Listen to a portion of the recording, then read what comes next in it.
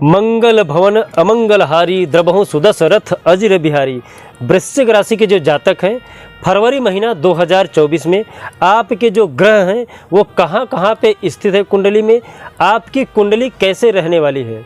वृश्चिक राशि के जो जातक है, आपकी लव लाइफ फरवरी महीने में कैसी रहेगी। फरवरी महीने में आपका जो राशि फल है वो क्या कहता है।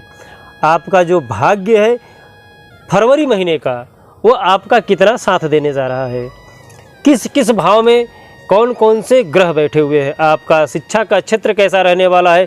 शनि महाराज आपके ऊपर कितनी कृपा दृष्टि बरसाने वाले हैं। साथ ही साथ राहु महाराज कहाँ पे बैठ के आपको तंग करने जा रहे हैं। साथ ही साथ जो आपके स्वामी हैं मंगल, वृश्चिक राशि के जो स्वामी मंगल है वो कहाँ पे बैठे हैं और वो आपको कितना परिणाम देने जा रहा है। ये सारी चर्चाएं मैं इस वीडियो में इस कुंडली पे करने जा रहा हूँ। जय श्री महाकाल। मैं राहुल तिवारी आप सभी का आपके अपने इस चैनल में हृदय से स्वागत करता हूँ। दोस्त, वृश्चिक राशि के जो जातक हैं, फरवरी महीने में जो आपकी कुंडली है, आपका जो कुंडली का दूसरा भाव है वहाँ पे शुक्र और मंगल महाराज जी विराजमान हैं, जो आपके स्वामी हैं। और शुक्र महाराज आपके धन के भाव में बैठे हुए हैं। साथ ही साथ सूर्य और बुध ये आपके तीसरे कुंडली का जो भाव होता है, जो घर होता है, वहाँ पे विराजमान हैं। चतुर्थ भाव जो है मित्र का, वहाँ पे शनि महाराज जी आपके बैठे हुए हैं। राहु महाराज आपके पंचम भाव में बैठे, जहाँ से आप अपना पुत्र योग देखते हो, शिक्षा का क्षेत्र देखते हो।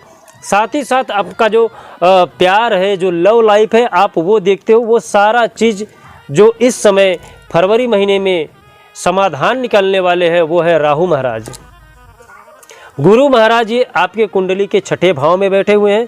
केतु महाराज आपके लाभ के भाव में बैठे हुए हैं। जो आपका एकादश भाव है कुंडली का, उस जगह पर केतु महाराज जी बैठे हैं। चंद्रमा आपके शुरुआती तौर से ही व्यय के स्थान पे बैठे हैं। आपका जो 12वां भाग है, द्वादश भाव है, वहाँ पे चंद्रमा विराजमान है। ये आपकी फरवरी की कुंडली है। लग्न में अभी कौन कौन से ग्रह दृष्टि रख रहे हैं, हम उस पर चर्चा करने जा रहे हैं। कुंडली का जो दूसरा भाव है, धन का भाव है, आपके जो स्वामी हैं मंगल महाराज उस जगह पे बैठे हुए हैं। इस जगह पे यदि मंगल महाराज बैठते हैं तो यहाँ के जो कारक हैं वो गुरु महाराज हैं। गुरु महाराज धन का भाव देखते हैं। मंगल महाराज के मित्र हैं। यहाँ पे मंगल आपके उच्च के हैं, तो यहाँ पे आपको मंगल महाराज लाभ पहुँचाने जा रहे हैं। आपकी आर्थिक व्यवस्था फरवरी महीने में बहुत ही तगड़ी होने वाली है, जिससे आपका लेन देन है, यदि आपका कहीं कुछ पैसा फंसा हुआ है तो वो भी मिलने के आसार दिख सकते हैं। वैसे मंगल महाराज जो है ये 6 फरवरी को चेंज हो जाएंगे, तो 6 फरवरी के बाद ये आपके तीसरे भाव में चले जाएंगे। वहाँ के जो कारक हैं मंगल स्वयं है। तब आपका जो रुका हुआ धन है या अचानक धन के प्राप्ति का संयोग आपके फरवरी महीने में बन सकता है। 6 तारीख तक ये आपके दूसरे भाव में बैठे हैं, धन के भाव बैठे हैं, लेकिन तीसरा भाव जो है वो आपके भाई का है, सुख का है, माता का सुख मिल सकता है यहाँ पे। तो यहाँ पे आपका जो भूमि रिलेटेड है, यहाँ से आपका मंगल करने जा रहे हैं फरवरी के महीने में। तो मंगल महाराज इस जगह पे जाके उच्च के हो जाएंगे 6 फरवरी के बाद। तो आपका जितने भी रुके हुए काम थे वो आपको होता हुआ दिखेगा। जमीन विवाद से लेके या फिर कहीं आपका कोई कोर्ट कचहरी का मामला चल रहा है, वहाँ से आपको निजात दिलाने जा रहे हैं मंगल महाराज। चौथा भाव जो है कुंडली का, वहाँ पे शनि महाराज जी विद्यमान हैं, लेकिन तीसरे भाव में सूर्य और बुध बैठे हुए हैं। 12 तारीख को शुक्र महाराज दूसरे भाव में से निकल के आपके कुंडली के तीसरे भाव में आ जाएंगे। तीसरे भाव में वहाँ पे मंगल, बुध और शुक्र ये तीनों हो जाएंगे 12 तारीख से। और साथ ही साथ शुक्र महाराज भी वहाँ पे रहेंगे 2 दिन के लिए। इस समय आपका क्रोध बढ़ जाएगा, आपको अचानक घबराहट जैसा हो सकता है 2 दिन तक।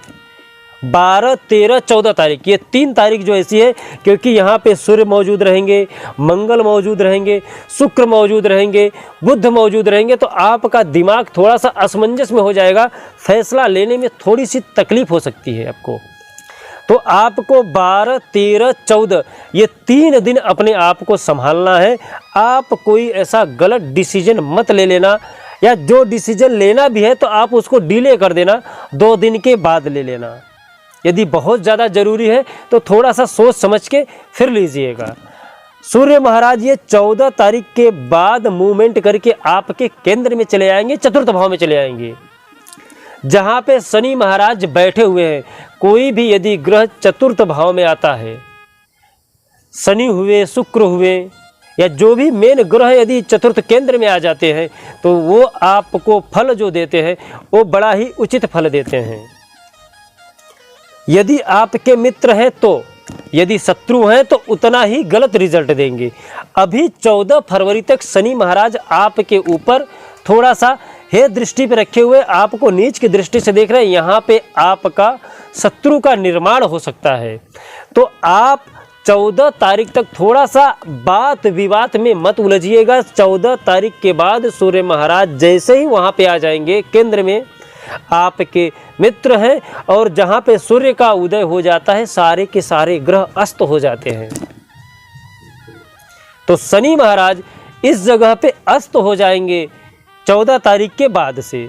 तो आप जो भी शिक्षा के क्षेत्र में काम करेंगे या आपका जो सरकारी काम काज रुका हुआ है वहाँ से आपको लाभ मिल सकता है। साथ ही साथ जो आपका पारिवारिक कलह चल रहा था उससे निजात सूर्य महाराज आपको दिलाने जा रहे हैं। राहु ये आपके पंचम भाव में बैठा हुआ है। यहाँ पे आपके शिक्षा पे, प्रेम पे थोड़ा सा ग्रह लगा सकता है। आप पेट के रोग से, स्टमक रोग से आप परेशान हो सकते हैं। पेट का रोग हुआ, शिक्षा का क्षेत्र हुआ, लव लाइफ हुई, प्रेम का, पुत्र का, ये सब जो भी कुछ देखना होता है ये आपके पंचम भाव से देखा जाता है। और यहाँ पे राहु महाराज विद्यमान है। और राहु महाराज ये आपके मित्र में नहीं आते हैं, शत्रु में आते हैं। यहाँ के जो कारक देव हैं वो है गुरु महाराज, ये इनके अपोजिट में है।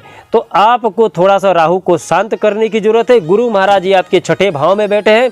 यहाँ पे यदि कोई पाप ग्रह बैठता तो आपको तकलीफ होती, लेकिन यहाँ पे गुरु महाराज बैठे हैं तो थोड़ा सा आपको शांति मिल जाएगी। लेकिन गुरु महाराज को भी आपको शांत करने की ज़रूरत है। साथ ही साथ आपके जो लाभ के भाव है वहाँ पे केतु महाराज जी बैठे। केतु महाराज आपको परेशान कर सकते हैं इस महीने में। तो केतु को शांत करना है, राहु को शांत करना है, गुरु महाराज को शांत करना है। फरवरी के महीने में ये 3 ग्रहों को आपको शांत करना है। शुरुआती तौर से चंद्रमा आपको चंचल बनाने का कोशिश करेंगे। तो आपको क्या उपाय करना चाहिए वो उपाय मैं बताने जा रहा हूँ। आपको छोटे छोटे उपाय बताऊंगा, आप उस उपाय को ध्यान से कर लीजिएगा। राहु को शांत करने के लिए आप ओम रंग राघवे का मंत्र का जाप कर सकते हैं, या मोर पंख किसी को आप दान दे सकते हैं, या शंकर भगवान की रौद्र रूप की पूजा कर सकते हैं, बजरंग बली की स्तुति कर सकते हैं। इससे राहु महाराज शांत हो जाएंगे, साथ साथ केतु भी शांत हो जाएंगे।